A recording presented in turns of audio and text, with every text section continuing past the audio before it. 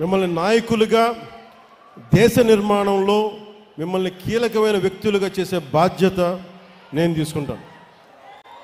ఈ ధైర్యంతో ఇంటికి వెళ్ళండి. దసరా నుంచి దశమికి మీరు ఆయుధ పూజ చేయండి.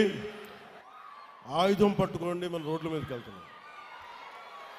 బలంగా దేశ నిర్మాణం కోసం, పునర్నిర్మాణం కోసం, దేశాన్ని బలోపేతం చేయడం కోసం మనస్ఫూర్తిగా కలిపి అడుగులేద్దాం. దేనికన్నా ఆయుధాలు చేతపోని రోడ్ల మీదకి వచ్చి ఏం చేయాలి? మరి ఎవరిని చంపమని చెప్తున్నారు? వైసీపీ వాళ్ళని చంపమని ఆయుధాలు తీసుకొచ్చి దేనికి చెప్పండి? దసరాకి పూజ చేసి ఆయుధాలు చేతపోని రోడ్డు మీదకి రమ్మన్నారు.